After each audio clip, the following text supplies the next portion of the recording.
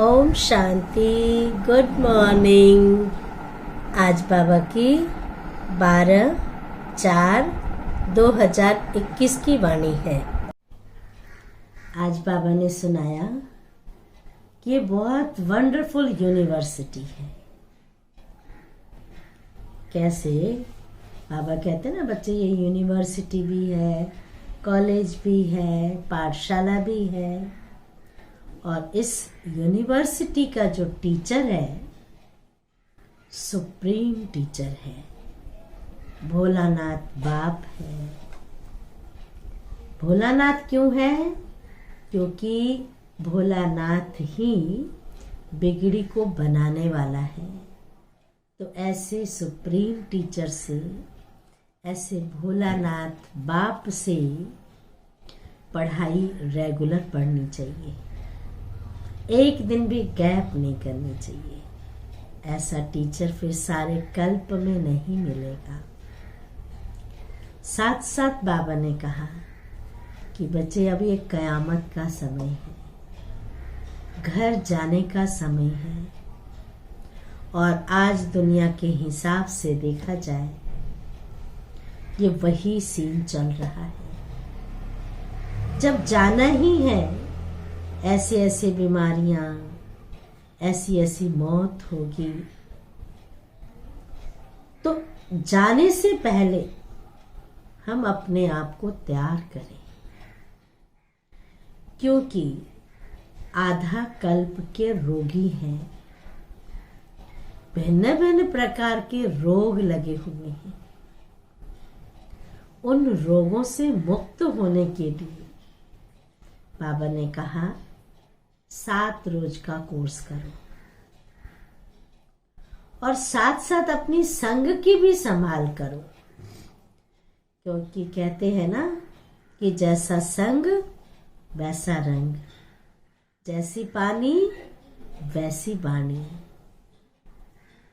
बाबा के ज्ञान, बाबा की पढ़ाई, बाबा की याद, इसके सिवाय और कुछ भी बुद्धि में ना बैठे। बाबा ने कहा आप मास्टर रचता हो। बाबा ने आपको डिग्री दी है। जैसे छोटे बच्चे होते हैं, बुजुर्ग के सामने अगर कुछ नटखट करते हैं, कुछ तोड़ते हैं, कुछ फोड़ते हैं, कुछ ऐसी बात बोल देते हैं, तो क्या कहते हैं बुजुर्ग लोग? कोई नहीं, ये बच्चे हैं, छोटे छोटे बच्चे हैं, ये गलतियां करते हैं।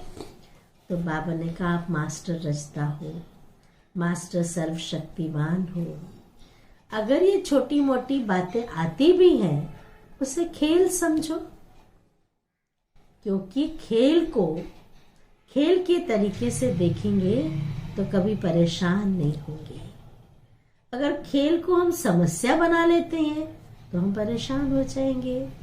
इसलिए बाबा ने कहा एक तो साक्षी हो करके देखो, साथ में ये कहा कि कयामत का समय है। अब बाप और बाप की याद और पढ़ाई, इन चीजों पर विशेष ध्यान दो। अभी हम सुनेंगे बाबा की वाणी। सार है, मीठे बच्चे, तुम्हारी यह वंडरफुल यूनिवर्सिटी है। यह वंडरफुल यूनिवर्सिटी है जिसमें बिगड़ी को बनाने वाला, आज दुनिया की सबकी हालत खराब हो गई है, बिगड़ गई है। इसमें बिगड़ी को बनाने वाला भोलानाथ बाप टीचर बनकर तुम्हें पढ़ाते हैं। प्रश्न है, इस कयामत के समय में तुम बच्चे सभी को कौन सा लक्ष्य देते हो? ध्यान से सुने। इस कयामत के समय में तुम बच्चे सभी को कौन सा लक्ष्य देते हो? इसका उत्तर है, हे आत्माएं, अब पावन बनो। पावन बनने बगैर वापस जा नहीं सकते। आधा कल्प का जो रोग लगा हुआ है, बाबा ने कहा जब तक पावन नहीं बनेंगे जा नहीं सकते। अंत में सारी आत्माओं को जाना है वापस घर।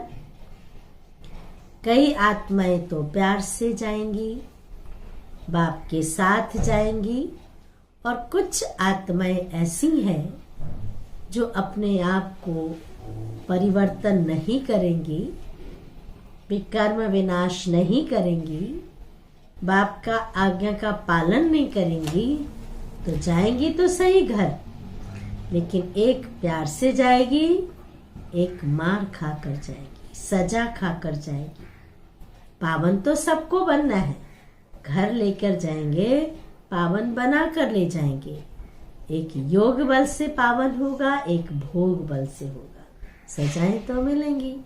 इसलिए बाबा ने कहा आधा कल्प का जो रोग लगा हुआ है उससे मुक्त होने के लिए तुम सबको 7 रोज भट्टी में बिठाते हो। पतितों के संग से दूर रहें, कोई भी याद ना आए। 7 दिन किसी से मिलेंगे जुलेंगे नहीं, पतितों के संग से दूर रहे, कोई भी याद ना आए, तब कुछ बुद्धि में ज्ञान की धारणा हो। गीत है, तूने रात गंवाई सो के, दिवस गंवाया खाए, हीरा जन्म अनमोल है, कौड़ी बदले जाए। धारणा के लिए मुख्य सार है, पहली पॉइंट, किसी भी बात की डिबेट में अपना टाइम वेस्ट नहीं करना है। बाबा कहते ना कि अगर कोई नहीं सुनता है छोड़ दो। फालतू बातें, तर्क वितर्क करने की बातों में अपना टाइम वेस्ट नहीं करो। बहुत मूल्यवान समय है, ऐसे समय को वैल्यू दो, समय को व्यर्थ नहीं करो। अपना टाइम वेस्ट नहीं करना है। व्यर्थ की बातों में बुद्धि जास्ती ना जाए। ये ऐसा कर रहा है, वो वैसा कर रहा है, करने दो। जो जैसा करेगा वो पाएगा। हम अपना चिंतन चलाकर, अपनी बुद्धि चला करके फालतू बातों में क्यों गंवाएं। इसलिए बाबा ने कहा व्यर्थ बातों में बुद्धि जास्ती ना जाए। जितना हो सके याद की यात्रा से विकर्म विनाश कर ले। जितना बाबा को याद करेंगे, जितना समय मिले बाबा की याद में बैठना है, जिससे हमारे विकर्म विनाश होंगे। आत्म अभिमानी रहने की आदत डालनी है। चलते फिरते, उठते बैठते मैं आत्मा इस शरीर के द्वारा कर्म कर रही हूँ। मैं आत्मा आंखों के द्वारा देख रही हूँ, मुख के द्वारा बोल रही हूँ। तो जितना अभ्यास करना चाहे उतना हम कर सकते हैं। दूसरी पॉइंट है, इस पुरानी दुनिया से अपना मुंह फेर लेना है। जिस चीज से हमें कुछ लेना देना नहीं, जिस दुनिया से हमें कोई लेना देना नहीं, क्यों उस तरफ जाएं। कहते हैं ना, जिस गली से हमें कोई लेना देना नहीं, उस गली में हम क्यों जाएं।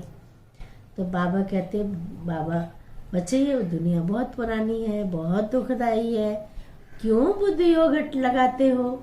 हटा लो बुद्धि योग, वहां से मुंह फेर लो। तो उनका अपना मुंह फेर लेना है। शांति धाम और सुख धाम को याद करना है। नया मकान बन रहा है, बाबा ने हमें लक्ष्य दिया, बच्चे नई दुनिया में जाना है, स्वर्ग में जाना है। नई दुनिया में जाने के लिए तो पुराने से बुद्धि हटानी पड़ेगी। नया मकान बन रहा है तो नए मकान में ही बुद्धि योग होगा, पुराने से तो हटता जाएगा ना, क्योंकि टूटी फूटी दुनिया है, टूटा फूटा मकान है। तो बाबा ने भी कहा नया मकान बन रहा है तो पुराने से दिल हटा लेनी है। वरदान भी बहुत सुंदर है। वरदान है, माया के विघ्नों को खेल के समान, ध्यान से सुनना सभी, सुनना नहीं समझना, करना भी। माया के विघ्नों को खेल के समान अनुभव करने वाले मास्टर विश्व निर्माता भव। विस्तार है, जैसे कोई बुजुर्ग के आगे छोटे बच्चे, ध्यान से सुनना, जैसे कोई बुजुर्ग के आगे छोटे बच्चे अपने बचपन के अलबेलेपन के कारण कुछ भी बोल दें, कोई ऐसा कर्तव्य भी कर ले, तो बुजुर्ग लोग समझते हैं, क्या समझते हैं? छोटा बच्चा क्या करता है? अपने दादा दादियों को बिठाएगा नीचे, घोड़ा बना देगा और उस पर भी चढ़ के घूमता है, कभी सिर पर बैठता है, कुछ भी बोल देता है, बुरा नहीं मानते। तो बाबा ने भी कहा कुछ भी बोल दे, कोई ऐसा कर्तव्य भी कर ले, तो बुजुर्ग लोग समझते हैं कि यह निर्दोष है, अनजान है, छोटे बच्चे हैं, निर्दोष है, अनजान है, छोटे बच्चे हैं, कोई असर नहीं होता।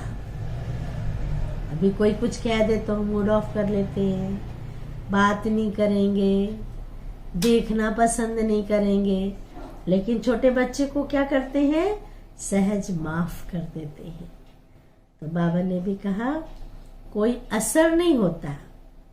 ऐसे, अब ये लाइन ध्यान से सुनना सभी, ऐसे ही जब आप अपने को मास्टर निर्माता समझेंगे, क्या समझेंगे? मास्टर निर्माता समझेंगे, विश्व निर्माता समझेंगे, तो यह माया के विघ्न क्या लगेंगे? माया के विघ्न क्या लगेंगे? बच्चों के खेल समान लगेंगे।